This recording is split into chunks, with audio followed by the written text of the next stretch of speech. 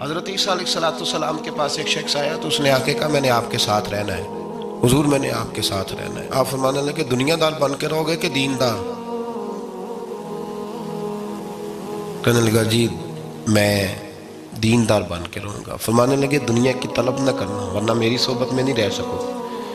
حضرت عیسیٰ علیہ السلام نے شادی نہیں کی، مکان ہی نہیں بنایا، ایک تکیہ، ایک پیالہ، ایک کمبل، جہاں رات ہوتی وہیں سو جاتی۔ ایک دن ایک شخص کو دیکھا کہ وہ ڈھلان بنی ہوئی تھی، پتھر کی پہاڑ تھوڑی سی ڈھلان بنی ہوئی تھی تو نیچے لیٹا ہوا ہے۔ آپ نے کمبل بھی صدقہ کر دیا، کہنے لگے آج کے بعد جہاں ڈھلان بنے گی وہاں سو جائیں گے، کمبل کی ضرورت ہی کوئی نہیں۔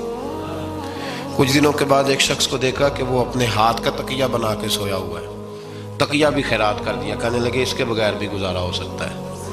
کچھ دنوں کے بعد دیکھا کہ ایک آدمی چلو میں پانی پی رہا ہے، پیالہ بھی اللہ کے راستے میں دے دیا، کہنے لگے چل جائے گا کام اس کے بغیر۔ پر میں دنیا دار بن کے نہ آنا، کہنے لگا نہیں صاحب میں دیندار بن کے آؤں گا۔ جناب عیسیٰ علیہ السلام نے رکھ لیا۔ آپ پہلے دن ہی کہنے لگے چل آجا روٹی کھا لے، 3 روٹیاں منگائیں، اس کو ساتھ بٹھایا، فرمانے لگے میں تو ایک کھاؤں گا، تو کتنی کھائے گا؟ کہنے لگا جی میں بھی ایک ہی کھاؤں گا۔ ایک روٹی اس نے کھا لی، ایک آپ نے کھا لی، تیسری روٹی چھوڑ کے جناب عیسیٰ علیہ السلام دریا کنارے وضو کرنے چلے گئے۔ واپس آئے تو روٹی کوئی نہیں تھی۔ اللہ کے نبی تھے، جان گئے۔ رب کریم کا بندہ بھی جان جاتا ہے۔ اقبال کہتے ہیں اولیاء کیا ہیں جواسی سلول قلوب، کہتے ہیں رب کے ولی کو ٹٹولا نہ کر، وہ تو دلوں کے حال بھی جانتا ہے۔ انہیں ٹٹولا نہ کر، غبار آلود سمجھ کر حکارت سے نہ دیکھ ان کو، انہی کی ٹھوکروں سے سلطنت بنتی بگڑتی ہے۔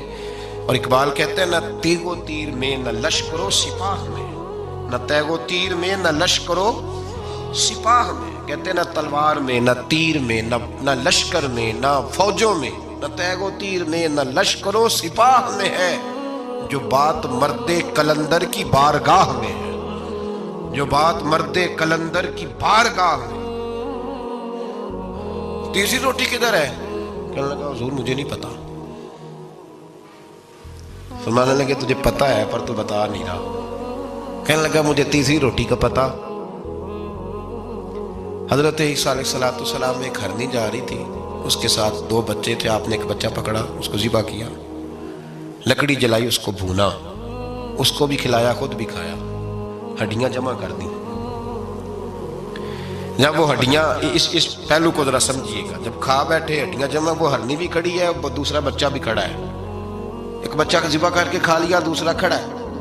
جب پیٹ بھر لیے وہ بھی ڈکار لینے لگا سامنے، تو حضرت عیسیٰ علیہ السلام ہڈیوں سے کہنے لگے چلو اٹھ جاؤ اللہ کے حکم سے۔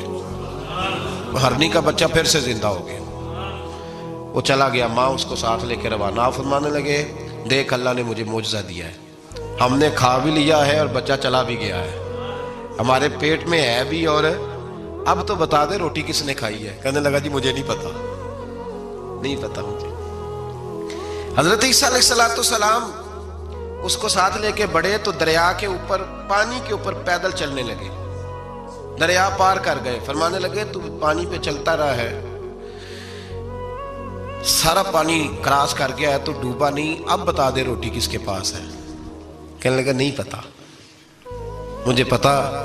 اللہ اکبر، کیا خوب لفظ کہہ گئے سجادہ نشین حضرت پیر میر علی شاہ صاحب رحمۃ اللہ علیہ، بے قدراں کچھ قدر نہ جاتی، کھیتی خوب تسلی ہو، اے دنیا دار پجاری زردے کتے آندے گل ٹلی ہو۔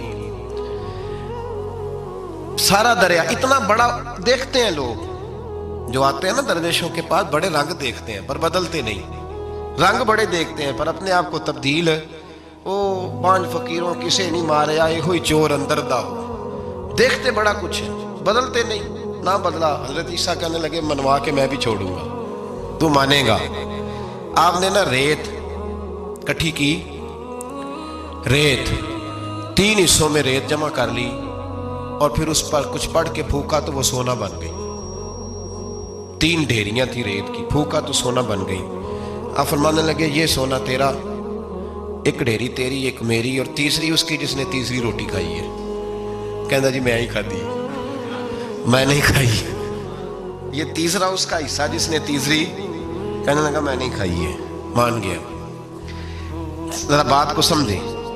پانی پہ پیدل چلا ہے پر مانا دنیا دار ہے نا, مانا نہیں. ہرنی کا بچہ زندہ ہوتا دیکھا ہے پر مانا دنیا قابو آنے لگی ہے تو مان گیا ہے. کہنے لگا جی میں نہیں کھائی ہے.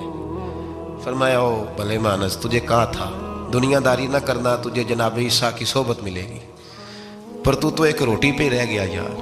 کہاں دنیا دار پجاری زردے کتیاں دے گل ٹلی, کہاں رہ گیا. حضرت عیسیٰ کہنے لگے تو نے ایک پیغمبر کی صحبت ضائع کر دی صرف دنیا داری کے لیے.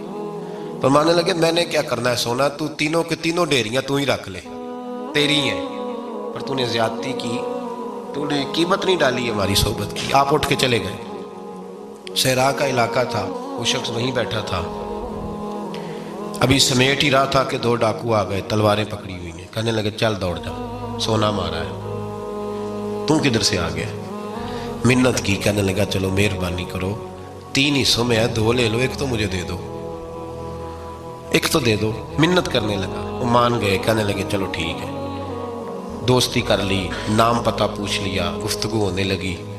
تھوڑی دیر بیٹھے تو ایک دوسرے سے فرینک ہو گئے, بے تکلفی شروع ہوئی. تو کہنے لگے بھوک بڑی لگی ہے, روٹی تو لاؤ.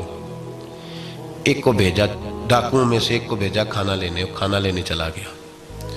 اب یہ دونوں پیچھے رہ گئے, ایک وہ روٹی کھانے والا اور ایک ڈاکو. تو آپس میں کہنے لگے یار یہ تیرا پوچھتا ہے وہ روٹی کھانے والا, تیرے اس کے ساتھ کیا تعلق ہے. کچھ بھی نہیں, ڈاکو سجن ہے. کہنے لگے ایسے ہی اتنا سونا اسے دے رہے ہو, آتا ہے تو دونوں پکڑ کے مار دیتے ہیں اس کو, اور سونا دونوں آدھا آدھا بانٹتے ہیں. بالکل ٹھیک ہے, میرا کون تھا, چچا کا بیٹا ہے, چھوڑو. ویسے اس دور میں چچا کے بیٹے بھی پکڑ ہی لیتے ہیں اگر کبھی مسئلہ بن جائے تو. چلو جی فیصلہ ہو گیا. اب وہ جو گیا وہ بھی تو دنیا دار تھا نا, اس نے کھانا خریدا تو اس نے کہا میرا کون سا ان سے یہ رہنا ہے. اس نے روٹی میں زہر ڈال دیا. اس نے کہا میں ان کو ماروں